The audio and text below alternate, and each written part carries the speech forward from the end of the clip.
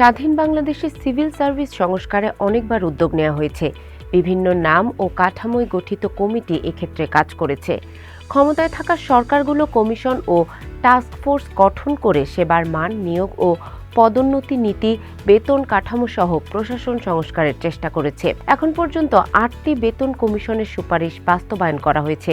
সর্বশেষ নবম কমিশন সরকারি কর্মচারীদের বেতন বাড়ানোর সুপারিশ করলেও সেটি এখনো বাস্তবায়ন হয়নি। বিশেষজ্ঞরা বলছেন, বেতন বাড়ানোর সঙ্গে দুর্নীতি কমার সরাসরি সম্পর্ক নেই। অন্তর্বর্তী সরকারের গঠন করা অর্থনৈতিক শ্বেতপত্র কমিটির প্রতিবেদনেও সরকারি কর্মচারীদের দুর্নীতিতে যুক্ত থাকার বিষয়টি উঠে এসেছে।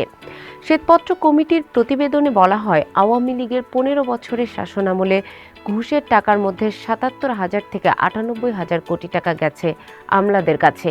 শ্বেতপত্রে আরও বলা হয়, টাকা পাচারের জন্য দুর্নীতিবাজ রাজনীতিবিদ, ব্যবসায়ী, আর্থিক খাতের ক্রীড়নক আমলাদের মধ্যে এক ধরনের অনৈতিক চক্র গড়ে ওঠে।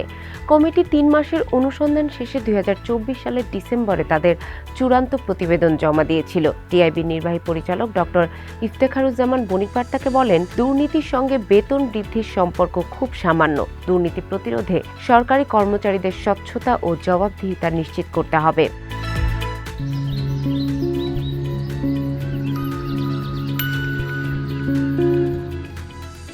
দুদক সূত্রে জানা গেছে, 2024 সালে সংস্থাটি 346 জন সরকারি চাকরিজীবীর বিরুদ্ধে মামলা করেছে।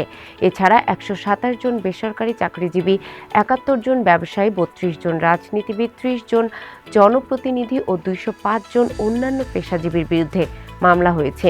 একইভাবে 2023 সালে অভিযুক্ত ছিলেন 120 জন সরকারি চাকরিজীবী, 33 জন বেসরকারি চাকরিজীবী, 8 জন ব্যবসায়ী, 2 জন রাজনীতিবিদ, 12 জন জনপ্রতিনিধি এবং 50 জন অন্যান্য পেশাজীবী। স্বাধীনতার পর থেকে শেখ মুজিবুর রহমানের শাসনামলে সিভিল সার্ভিস সংস্কারে 3টি কমিটি গঠিত হয়েছিল।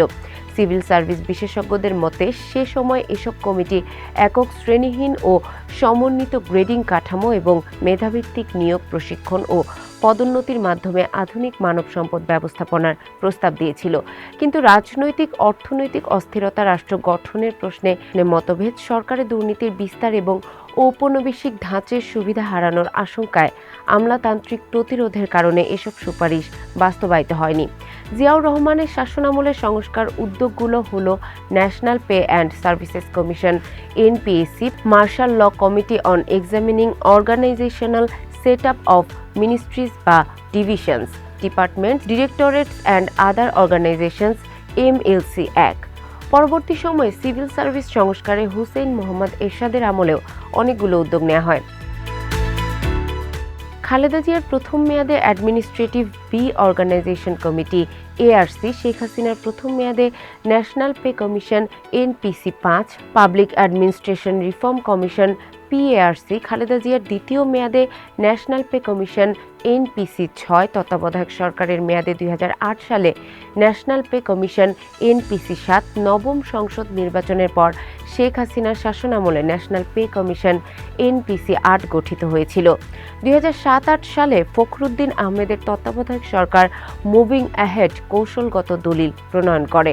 প্রস্তাবগুলো নির্দলীয় ও দূরদর্শী হলেও বাস্তবায়ন নির্দেশনা দুর্বল ছিল বলে মনে করেন বিশ্লেষকরা। সিভিল সার্ভিস সংস্কারে উদ্যোগ ও বেতন বৃদ্ধি করার পরও কেন সরকারি কর্মচারীদের দুর্নীতি উল্লেখযোগ্য মাত্রায় রোধ করা যায়নি, এমন প্রশ্নের জবাবে সাবেক সচিব ও বাংলাদেশ লোক প্রশাসন প্রশিক্ষণ কেন্দ্রের সাবেক রেক্টর AKM আব্দুল আওয়াল মজুমদার বণিকবার্তাকে বলেন, বেতন যতই বাড়ানো হোক, যদি সৎ ও যোগ্য ব্যক্তিকে নিয়োগ দেয়া না হয় এবং কার্যকর তদারকি না থাকে, তাহলে দুর্নীতি কমবে না। অতীতে শুধু বেতন বৃদ্ধির মাধ্যমে দুর্নীতি কমানোর কোনো সফল উদাহরণ নেই। দুর্নীতি কমাতে হলে প্রথমেই নিশ্চিত করতে হবে যোগ্যতা, দক্ষতা ও সততার ভিত্তিতে নিয়োগের পর পদায়ন ও পদোন্নতিতেও একই মানদণ্ড বজায় রাখতে হবে। এর পাশাপাশি থাকতে হবে নিয়মিত ও কার্যকর তদারকি। বেতন বাড়ানোর সঙ্গে দুর্নীতি কমার মধ্যে কোনো সরাসরি সম্পর্ক নেই উল্লেখ করে ঢাকা বিশ্ববিদ্যালয়ের লোক প্রশাসন বিভাগের অধ্যাপক সাদিক হাসান বণিকবার্তাকে বলেন, 2015 সালে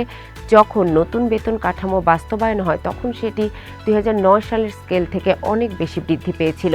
সে সময় বলা হচ্ছিল বেতন বাড়ার ফলে দুর্নীতি কমবে, কিন্তু বাস্তবতা দেখিয়েছে দুর্নীতি ততটা কমেনি। দুর্নীতির নানা কারণ আছে এবং এটি ঘটার পেছনে বহু কারণ দায়ী। বেতন কম শুধু একটি ফ্যাক্টর হতে পারে, কিন্তু এটি মূল কারণ নয়। জানতে চাইলে মন্ত্রিপরিষদ সচিব ডক্টর শেখ আব্দুর রশিদ বণিক বার্তাকে বলেন, বেতন বৃদ্ধি যৌক্তিক সিদ্ধান্ত। সংস্কারের কথা বলা হলে এখন পর্যন্ত উল্লেখযোগ্য পরিমাণ সংস্কার কার্যক্রম হয়েছে। আর দুর্নীতি শুধু সরকারি কর্মচারীরা করে এমন না, বেসরকারি বিভিন্ন খাতেও দুর্নীতি রয়েছে। তবে সরকারি কর্মকর্তারা যাতে দুর্নীতি করতে না পারেন তার জন্য অনেক উদ্যোগ নেওয়া হয়েছে। দুদককে পুনর্গঠন করা হয়েছে। আগে কেনাকাটায় দুর্নীতির অভিযোগ ছিল। সংবাদপত্রে বিভিন্ন সময় সরকারি অর্থে উচ্চ মূল্যের জিনিসপত্র কেনার ঘটনা প্রকাশ হয়েছে। এখন এই বিষয়গুলো কঠোরভাবে নিয়ন্ত্রণ করা হয়। অনেক প্রকল্পে ব্যয় সংকোচন করা হয়েছে। দুর্নীতি রোধে পাবলিক প্রকিউরমেন্ট রুলস 2025 করা হয়েছে। সব মিলিয়ে বিগত 1.5 বছরে এমন অনেক উদ্যোগ নেওয়া হয়েছে যার মাধ্যমে সরকারি কর্মচারীদের কাজে স্বচ্ছতা নিশ্চিত হবে।